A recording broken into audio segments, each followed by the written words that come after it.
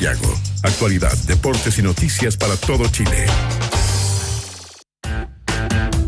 Continuamos con Sandra Ceballos y Cristian Arcos en Ciudadano ADN por la 91.7. No sé ustedes, pero el último comentario, que como se dice eufemísticamente, desafortunado, un error desafortunado que escuché yo, fue: la denuncia la hizo una niña loca.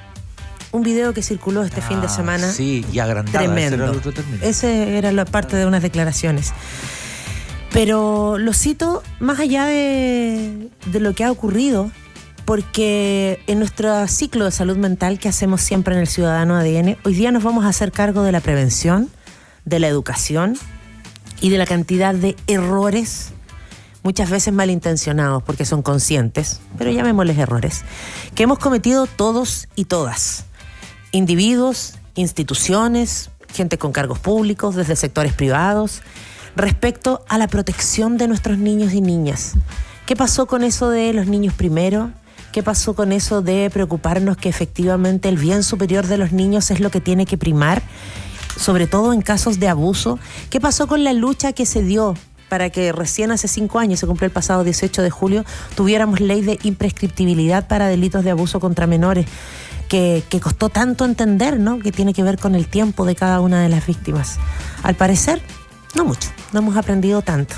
Por eso agradecemos especialmente que esté con nosotros hoy la psicóloga, especialista en este tema, escritora, especialista de los temas de ética, del cuidado, de la prevención del abuso sexual infantil, sobreviviente además, Vinca Jackson. Vinca, muchas gracias por estar acá. Hola Vinca, gracias por estar acá. No, gracias a ustedes, Sandra, Cristian, sí.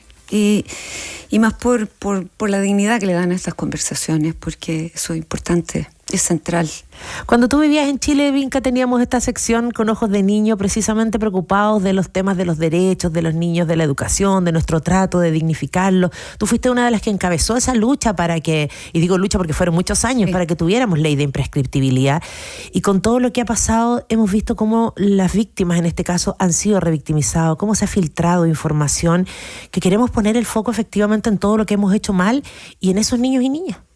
Sí, yo te agradezco. Escribimos de hecho una carta con Sebastián Valenzuela, abogado y ex subsecretario de Justicia, que fue un tremendo apoyo durante el tramo más crítico de la ley, que fueron los últimos 2-3 años, pero llevó 10 años el proceso completo, no es poco, de mirar la situación de la infancia más allá de este caso que ahora vamos a conversar, pero lo que está pasando en Mejor Niñez, lo que está pasando en la justicia con víctimas de abuso sexual infantil, temas como los útiles escolares de Junaep, cuestiones que afectan todos sus derechos. Y tú dices, yo lo he repetido en redes estos días y en conversaciones privadas también, el centro acá de verdad que está en los niños. Hemos escuchado slogans hasta el hartazgo por años de años, pero incluso en momentos como este, súper álgidos, donde hay un caso de abuso sexual incestual que ha estado en la prensa y en el debate público, de repente tú sientes que se pierde el norte y que el centro no necesariamente son las niñas y lo que habría que observar, sobre todo, porque yo he leído... necesitamos más niñas agrandadas y con pañuelo verde. Necesitamos más niñas valientes. El heroísmo de las niñas, sí, se requiere un coraje tremendo lograr develar algo así. Es sobrecogedor, además, que una niña tenga que pensar en un determinado momento desesperadamente para ver cómo protege a otra niña, ni siquiera para probar lo propio, que tiene que filmar esto. Años atrás hubo un caso también en Uruguay. ¿Y qué pasa con nuestra mirada y nuestro autoexamen del tremendo vacío de cuidado que hay ahí? Porque sí, gracias a las niñas, y perdón a las niñas, y perdón sobre todo, porque si las cosas llegan a esos extremos, ¿ya? De no ver con quién hablar, o de recurrir a un celular, o de recurrir a una mejor amiguita, o de incluso simplemente callar, es porque hay un forado del tamaño Chuquicamata en relación al cuidado adulto. Y creo que eso al menos a mí me ha faltado en la conversación de estos días. Hay un tratamiento súper político del tema, y por cierto que sí, el cuidado es un tema también político en la medida que cubre asimetrías de poder, trata de asimetrías de poder. Alguien necesita cuidado, alguien cuida. Ya eso define una relación asimétrica. Si además tú tienes a personeros de la justicia, a representantes del Parlamento, a las autoridades, a la clase política, fallando en ese cuidado, menoscabando a las víctimas, relativizando lo que han dicho las niñas, tratándolas de todas las cosas que se han dicho. Si los propios medios se han filtrado los expedientes, yo veía por ahí el juzgado dio orden de no informar. Claro, están tratando de cubrirse las espaldas. Más que eso, ¿ya? Y yo no soy ningún fan del Poder Judicial en este minuto. Me parecen súper confusas las señas. Permitir una caución de 150 millones de pesos al comienzo del proceso, ¿qué señal da sobre el acceso igual a justicia? El revocar una prisión preventiva ahora que ya había una condena, inclusive, y una sentencia. Aún sin ser fan, como decía, y teniendo muchos reparos, porque retraumatizan y revictimizan, también hay un tema de mirar el cuidado de esas niñas hoy. O sea, ¿qué está pasando con ellas? ¿Quién las está apoyando? ¿Cómo van a volver al colegio? No quiero hablar de ellas, voy a referirme a otro caso para ejemplificar esto de los medios. Siempre hemos dado gracias a los medios por visibilizar esto. Si no es por los medios, no habríamos sabido del escándalo de abuso sexual infantil en la Iglesia a nivel internacional, de lo que sucedió en Chile también, de los abusos en Sename. Los medios han estado también cumpliendo un rol súper responsable socialmente. Pero por otra parte, en el caso Caradima, por ejemplo, que fue un medio el que lo devela, el New York Times, luego un medio también publica el expediente del caso, y yo me recuerdo en esa época, James Hamilton dijo, él todavía no hablaba con sus hijos de lo que él había tocado vivir. Y la descripción de los eventos abusivos era inenarrable, horrible como pueden ser. Y hubo acceso a eso, los niños se enfrentan a una cuestión que ni siquiera habían podido hablar con su papá. ¿Cómo no se piensa en esas cosas? Y hoy, bueno, se han filtrado información en los expedientes, y uno puede decir sí, el derecho a informar, el derecho a informarse, el tomar conciencia una vez más de fracasos de cuidado en los que incurrimos como sociedad. Pero si esto ya está pasando, por lo menos centremos la conversación en las niñas y tengamos alguna como guía, criterio de cuidado. Se han usado palabras como los entretelones de este caso. Ayer puede haber sido en el sentido de escándalo o de ilícito esto del affair, el término affair, pero son términos que son displicentes. Aquí estamos hablando de delitos gravísimos a la indemnidad, a la integridad, a la persona, a la humanidad de un niño o niña, y entonces tenemos que estar a la altura, y ojalá, como ustedes, digo, centrar la conversación en el forado de cuidado que tenemos, en lo difícil que también son estos procesos. Hay una fragilidad de la infancia que es per se, o sea, su dependencia en relación al mundo adulto es inexorable, inevitable, inefable por muchos, muchos años, ya en la medida que se van también dando autonomías progresivas, maduraciones, pero es un ciclo largo, y eso podría ser el foco de la conversación. O el abuso incestual, del cual no hemos querido hablar, pese a que para la pandemia quedaron encerrados muchos niños y niñas con sus abusadores. Esas son las conversaciones. ¿Qué pasa con esas familias también? Hablamos de los pactos de silencio en los que incurren las familias, en los sacrificios, entre comillas, de la víctima en función de preservar de alguna manera la cohesión o la idea que una familia tiene de ella. Pero también hay familias que frente a este estupor simplemente no saben qué hacer, no saben cómo responder, no tienen idea. Duele.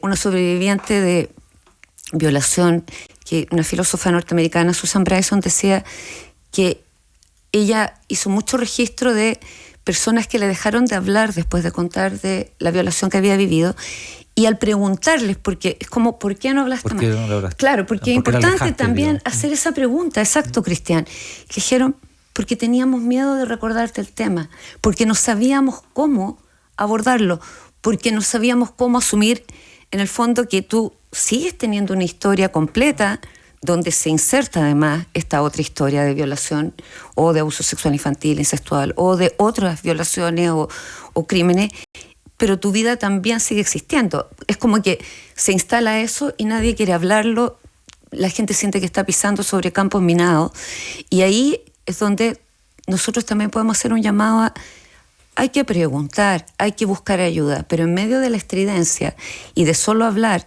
del sacrificio de las víctimas, que sí, en este caso se da, uno ve una familia que no está acogiendo claramente, o sea, es cosa de leer las declaraciones y ver el transcurso de todo esto desde el comienzo, el año pasado, ahora, pero también dar el espacio para preguntarnos qué pasa en las familias, qué posibilidades en medio de estos quiebres hay de que realmente acojan a las víctimas, las apoyen, las acompañen.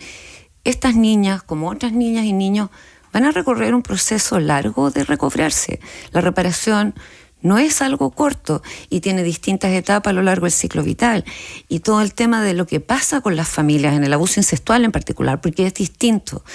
Si a mí me hubiese abusado, ya, el jardinero del colegio, el señor del almacén, un cura, un profesor incluso, aún siendo personas cercanas, es súper distinto cómo tú internamente te puedes situar frente a ese abusador que sigue en tu memoria, que si esa persona es tu padre, es tu abuelo, es alguien cercano, es alguien querido, a los mismos niños.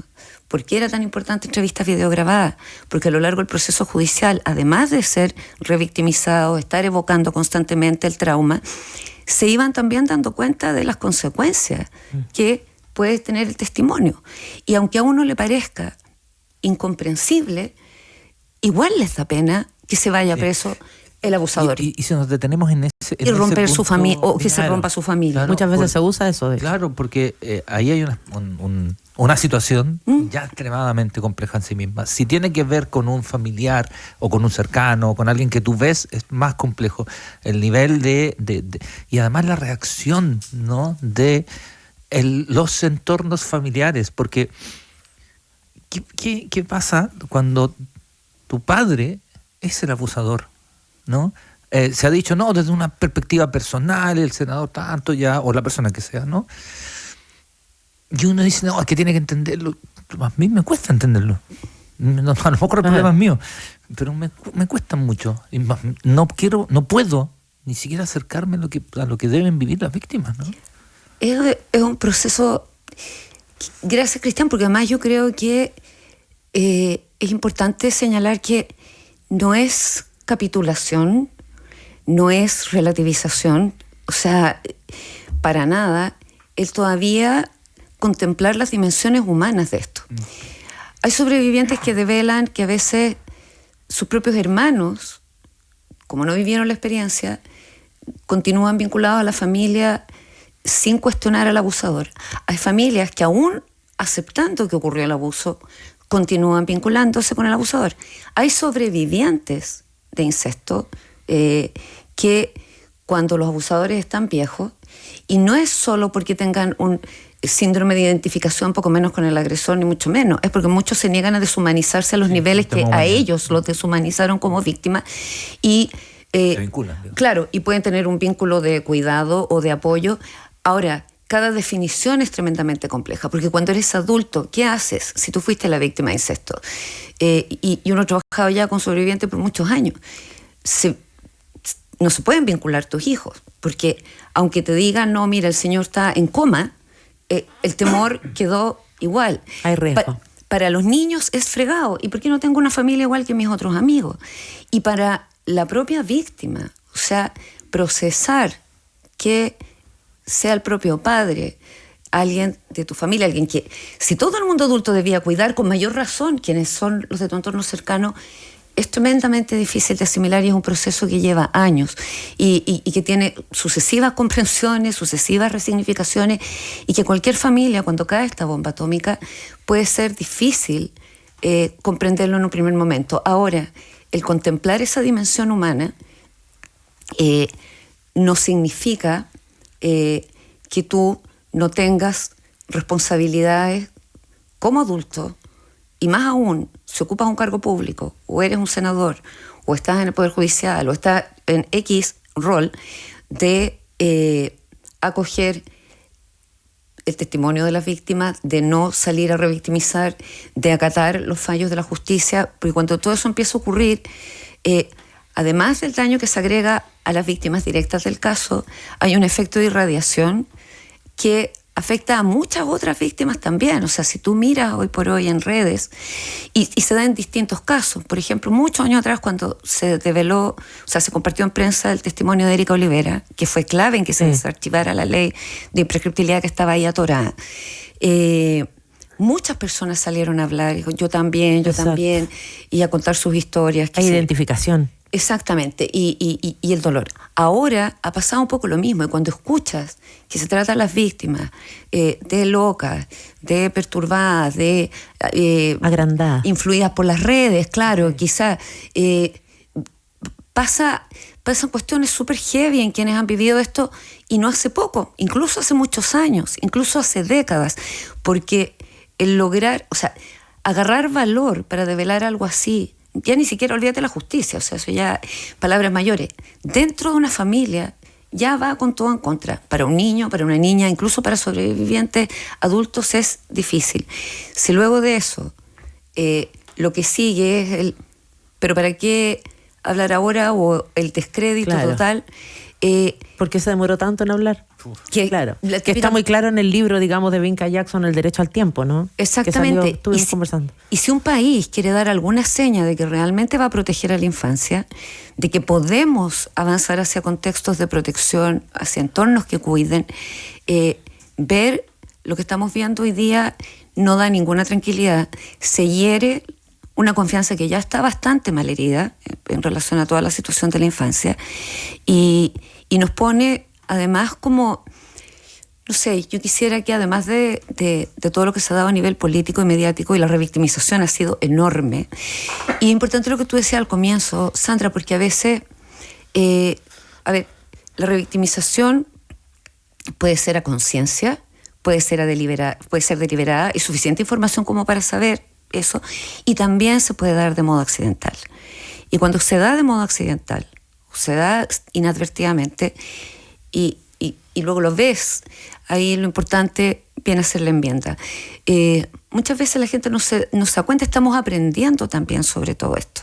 Ahora, el hecho de que estemos aprendiendo no excusa ni exonera lo que ha sido este proceso estas últimas semanas, y ha sido bien duro. Tú lo sientes como a nivel así del pulso social o ciudadano, y también lo sientes desde los llamados hasta de expacientes, de alta, personas, amigas, que has ido conociendo en el camino, y cómo se ha remecido todo en esto, porque hay una sensación de orfandad que ya viene con el tema de la familia, por el tema del abuso incestual, y una sensación de un poco de orfandad también, porque aunque haya manifestaciones que uno valora mucho, respaldos sociales y todo, finalmente el centro, una vez más, que son las víctimas, que es el fracaso de cuidado, que es el abandono, la falta de prevención, la falta de educación sexual, todas las cosas en que podríamos estarnos como amparando y protegiendo y preparando el camino para las nuevas generaciones, eso no está.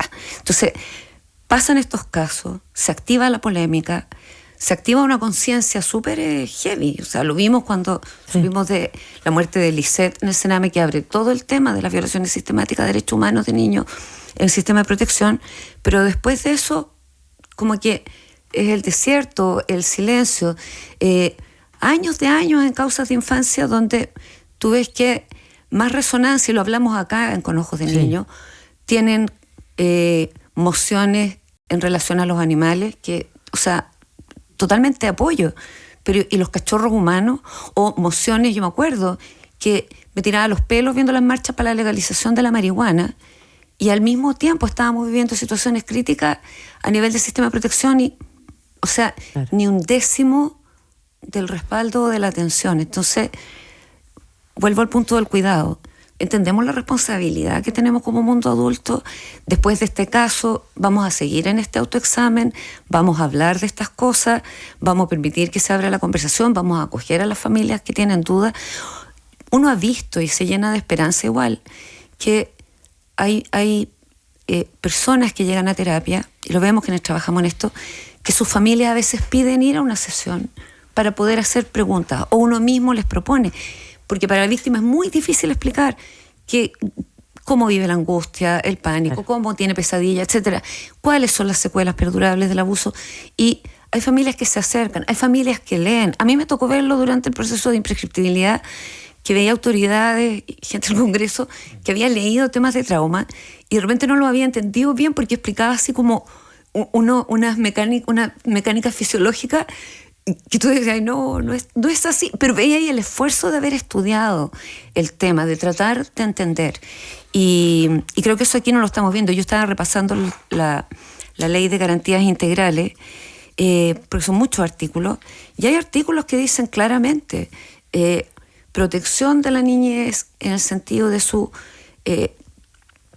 datos, de lo que se ha dicho. Se han publicado expedientes donde están ni borrados los nombres, o sea, o de las personas que están acogiendo. El mismo Hernán Fernández salió la semana pasada. Estuvo conversando con nosotros el lunes. Claro, que es abogado de una de las víctimas, dijo, en máximo respeto al proceso, habían guardado silencio no cómplice, silencio cuidador, pero ante la gravedad de las declaraciones del senador y de otras autoridades, decidió salir a hablar.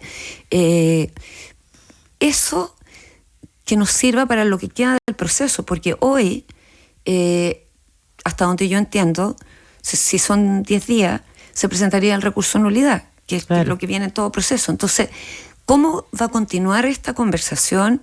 ¿Cómo salió un diputado por ahí, hagamos una ley Macaya? Yo decía, pero ¿cómo?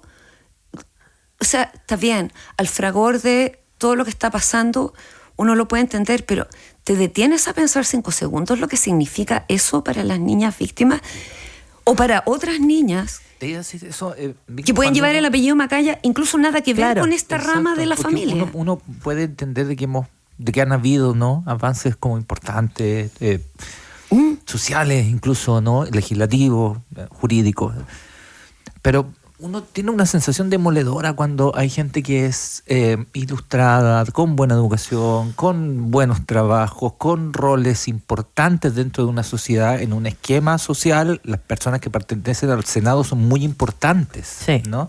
Son muy importantes. Y uno empieza a escuchar, no es de la familia, como si fuera factor, ¿no? Sí. No es de la familia. Grabado sin consentimiento. Gente, niña agrandada, pañuelo verde, y ahí uno dice... Veía Grey's Anatomy. De verdad que es demoledor decir, hemos avanzado, porque es una construcción social, y alguien así de importante, que me da lo mismo el lugar político que tenga, ¿no? Sí. Da igual, pero que alguien así de importante... Una autoridad. Retroceda... Sí. Y haga visible y defienda su retroceso. A mí esa cuestión me vuelve loco. Estás retrocediendo, pero defiendes tu retroceso con el alma.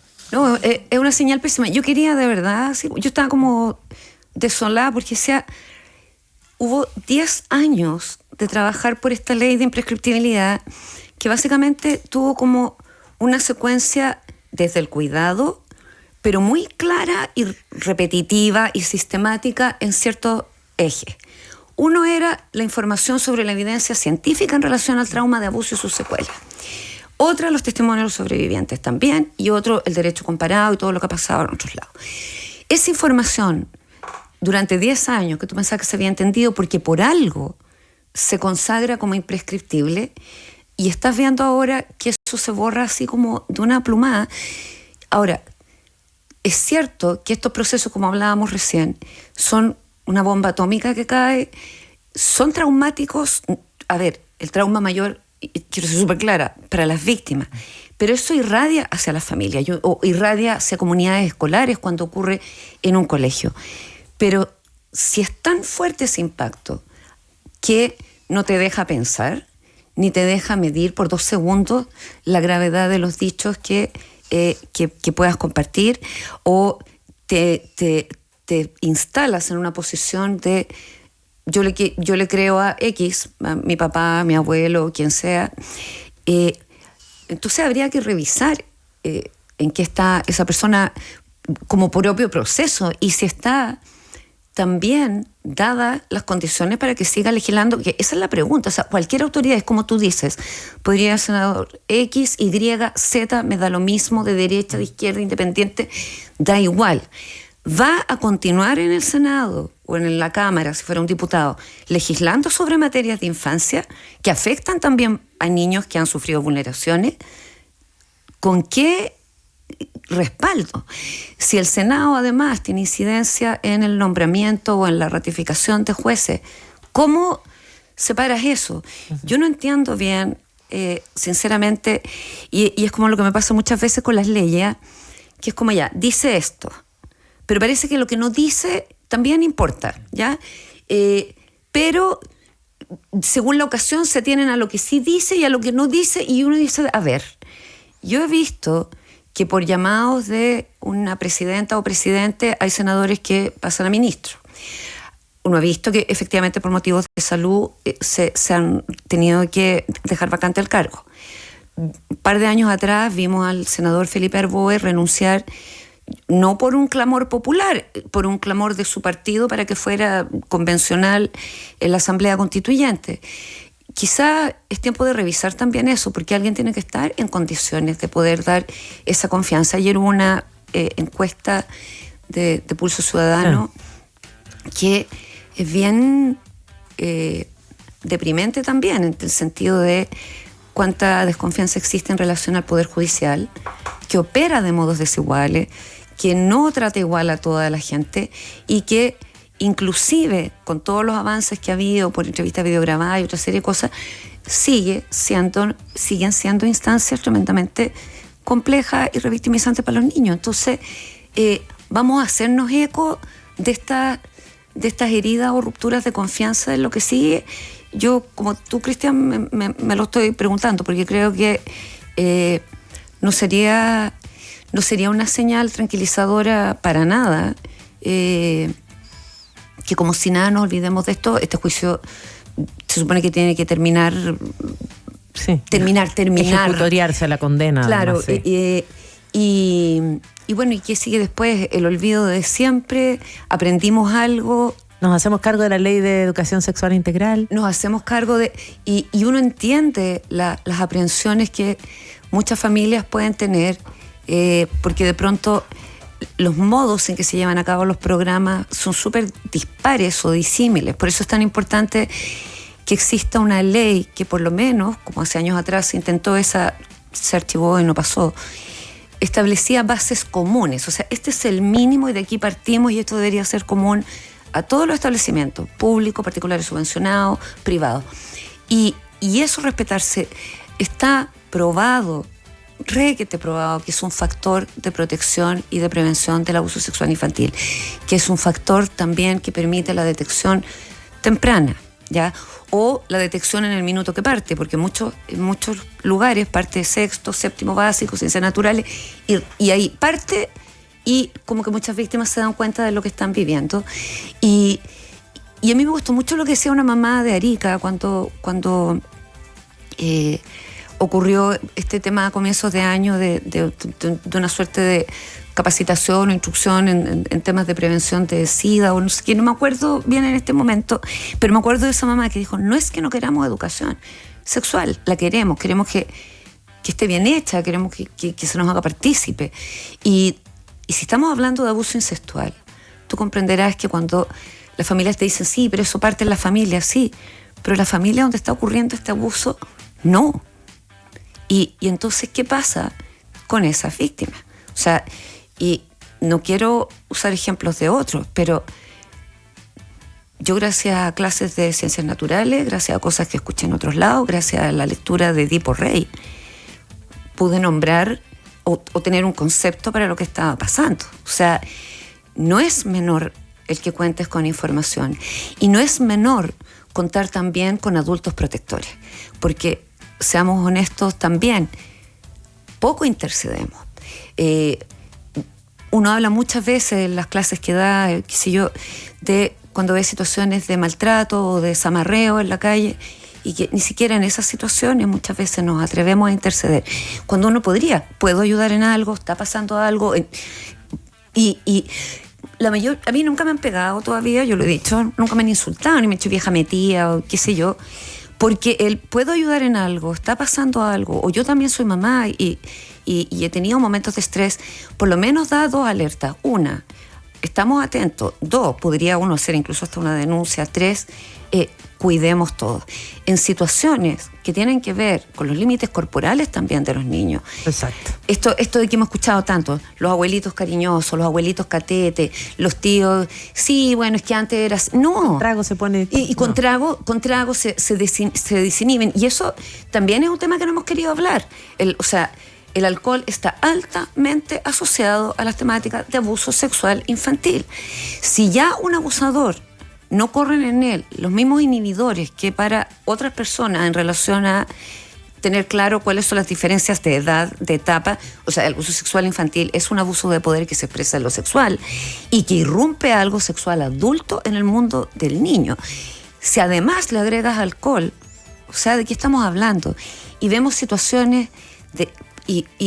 esto no es la repre, de fiestas de adultos, de paseos de fin de año, corre el alcohol, la gente se desinhibe, y no digo que va a ocurrir puros abusos sexuales, ocurren situaciones de desprotección, niños que, o sea, no sé, que quedan solos o menos papá al cuidado de, o uno no se atreve a decir, yo me atrevo porque he ido ganando confianza a lo largo de los años, pero y aún así es difícil, de repente uno ve a un niño con cara de sufrimiento, de angustia, acongojado, porque el tío lo está sobajeando la espalda o haciendo cosquillitas o saludando de una cierta manera.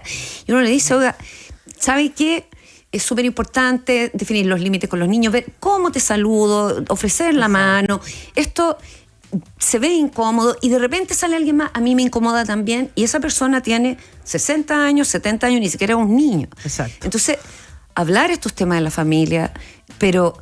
con candor y con franqueza y muy asertivamente, y no sentir que vamos a terminar todos peleados y que va a ser ofensivo. No, es porque la evidencia de la realidad, sí, la prevalencia del abuso, por algo la OMS declaró pandemia hace años atrás, muchos años atrás, antes de COVID, antes de que escucháramos mucho pandemia. Entonces, hagamos algo. Hagámonos cargo finalmente, ¿no? Eduquémonos, hagamos la prevención, informémonos, y por eso queríamos hacer este lunes especial de educación, de prevención, de información, porque es lo que nos ha faltado, ¿eh? Hacernos cargo de una manera un poco más reflexiva. Vinca Jackson, muchísimas gracias por estar con nosotros. Muchísimas gracias a ustedes por el espacio. Que se repita. Sí, de todas maneras. Gracias. Chao, chao. Sandra Ceballos y Cristian Arcos ya vuelven para seguir conversando el día en Ciudadano ADN. ¿Viste que